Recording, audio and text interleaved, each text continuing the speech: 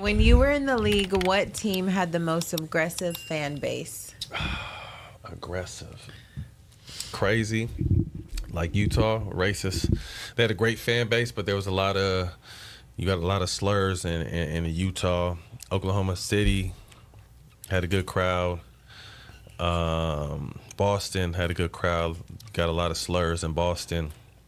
But they say the Knicks was if the team was good. They always had loyal support. If you had a good Knicks team, like the Garden's a monster.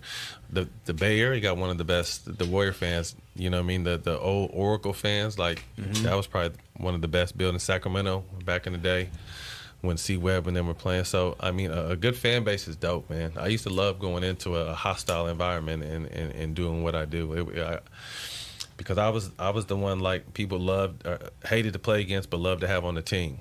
Like I used to take my twins the last, maybe they were 4 or 5. I started letting them travel with me, and they were like, "Dad, why do they boo you every time they announce you in the starting lineup?" Like the twins didn't get like why they always booing my dad, and I was trying to think like, damn, how can I explain this to them? And they love wrestling, so I told them like, Daddy is the bad guy, Daddy's the Undertaker, and the person I'm guarding. I told you all the motherfuckers I have to guard Kobe, and they're all Hulk Hogan. You know what I mean? So Daddy's job is to take down the superstar. So that's why all the that's crowds a great boo analogy, me. Bro. Right. When they did like that, they're like, oh, so you got to get him, right? I'm like, yeah, I got to get him.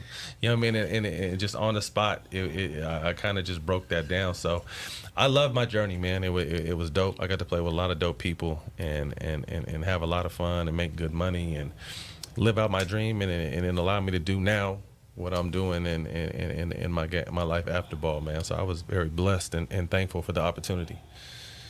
How was being in the locker room with Kobe though?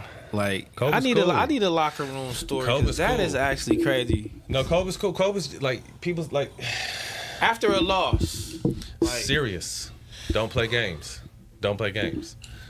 Be mad. You trash. Nah, it just depends. It probably. I mean, you might get that was maybe some on some of the bad teams he had at the very end because Kobe could have jumped ship and chased the ring and went try, but he rode the ship till it sunk. So with them younger teens, when he was older, he probably would have did that. But when he had good teams around him, like if you lost, like there ain't nothing shit to smile about. We're not laughing. We're not joking in the locker room. We're trying to get better next game. We're gonna watch film. We're gonna get better. When we're winning and having a good, and doing what we're supposed to do, it's fun.